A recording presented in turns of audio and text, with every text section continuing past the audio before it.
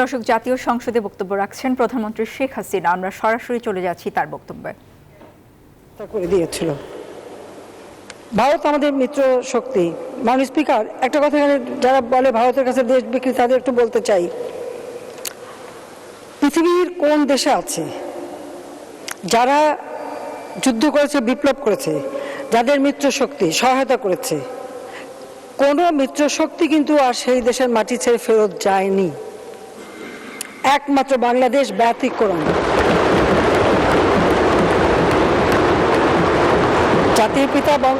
জাতির পিতা বঙ্গবন্ধু শেখ মুজিবুর রহমানের মতো বলিষ্ঠ নেতৃত্ব ছিল, এবং ওদিকে ইন্দিরা গান্ধী, তিনিও স্বাধীন চেতা ছিলেন বলেই যে মুহূর্তে জাতির পিতা বলেছেন যে সৈন্য, ভারতীয় সৈন্য ফেরত নিতে হবে, সেই মুহূর্তে তারপরেই কিন্তু সেই ভারতীয় সৈন্য ফেরত চলে যায়।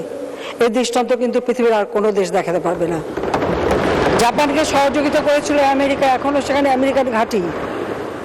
জার্মানি, পশ্চিম জার্মানিকে সমর্থন করেছিল আমেরিকা, এখনও সেখানে আমেরিকান ঘাঁটি। শুধু ঘাঁটি না, সেখানে ঢুকতে গেলে ডলারে কেনাবেচা করতে হয়, সেখানে ডলারেই কেনাবেচা, ডলারেই সব। তো এরকম যেখানে এরকম সারা বিশ্বব্যাপী এই দৃষ্টান্ত পাওয়া যাবে, কিন্তু জাতিপিতা স্বাধীন চেতা ছিলেন, যেটা সম্ভব। সেই ক্ষেত্রে আমি ভারত থেকে আসতে পারলাম না, সেখানে বলা হলো কি দেশ বেচে দিয়ে আসছি। তা আমি যখন 81 সালে ফিরে আসতে সক্ষম হলাম, 6 বছর রিফিউজি হিসেবে বিদেশে থেকে, তখন ওই একই কথা শুনতে হয়েছে। তা আবার জানি না কেন হঠাৎ সেই ভাঙারি কথা আবার বাজাতে শুরু করলো। আমি এখানে একটু তুলে ধরতে চাই দেশ বিক্রিটা কারা করে সেটাই জানাতে চাচ্ছি। মাননীয় স্পিকার, জিয়াউর রহমান ক্ষমতা দখল করার পর 1977 সালে ভারতে গিয়েছিল। আপনারা জানেন যে গঙ্গা পানির চুক্তি, এটা সমঝোতা হয়েছিল, 44,000 কিউসেক পানি জাতির পিতা নিয়ে এসেছিলেন, এবং একটা চুক্তি সম্পূর্ণ হওয়ার কথা ছিল, এবং 25 বছরের একটি চুক্তিও করা হয়, যেখানে আমাদের ছিটমহল বিনিময় থেকে শুরু করে যে সমুদ্র সীমা আইন জাতির পিতা করেছে সেটা বাস্তবায়ন করা, এই গঙ্গা পানির অধিকার, আরও 54টা পানির অধিকার সহ সমস্ত বিষয়গুলি সেখানে উল্লেখ ছিল। সেটাকে গোলামী চুক্তি, নানা ধরনের কথা, যখন ছিটমহলের কথা বলা হয় ওই বেরি দিয়ে দেবে, নানা কথা শুনেছি, কিন্তু বাস্তবতাটা কি? জাতির পিতাকে হত্যার পর যারা ক্ষমতা এসেছে, তারা কোনো বিষয়টাই সমাধান করতে করেনি, বা কথাটা উচ্চবাচ্য করেনি, বরং কি করেছে? মাননীয় স্পিকার, আমাদের বাজারটাকে ভারতীয় পণ্যের বাজারে উন্মুক্ত করে দিয়েছিল জিয়াউর রহমান। 40টি পণ্যতে শুল্কমুক্ত প্রবেশ অধিকার দিয়ে দেয়। 80 সালে গ্যাস বিক্রির চুক্তিও করে আসে। সেই সাথে 92 সালে খালেদা জিয়া,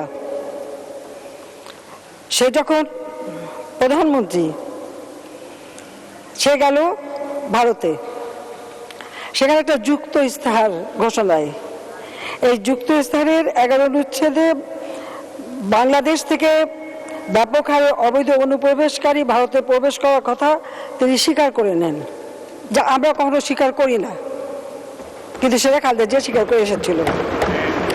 তারপরে আপনার মনে আছে পুশিং শুরু হয়েছিল, সেখানে আমাদের বহু মানুষ কষ্ট করে। শুধু তাই না,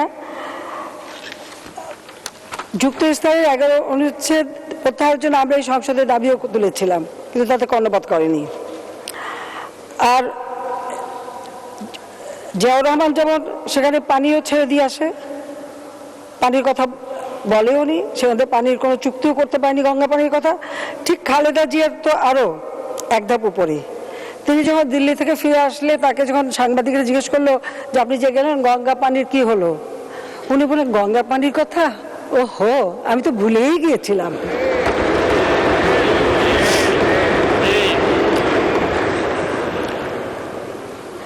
আর সেই সাথে মাননীয় স্পিকার, আমি বলবো আওয়ামী লীগ ক্ষমতা আসার পরে কিন্তু আমরা 30 বছর মেয়াদি চুক্তি করে আসি। 96 সালে সরকার এসে আমাদের যে ছিটমহল বিনিময় বা 3 ভাগা করিডোর, খালেদা জিয়া, জেনারেল এরশাদ এবং জিয়াউর রহমান, কেউ তো এই সমাধানটা করতে করেনি। এটা শুধু চুক্তি করা হয়নি, সাথে সাথে সংবিধান সংশোধন করে আমাদের যে হিসাটা সেটা দিয়ে একটা আইনও জাতির পিতা বঙ্গবন্ধু শেখ মুজিব করে যান।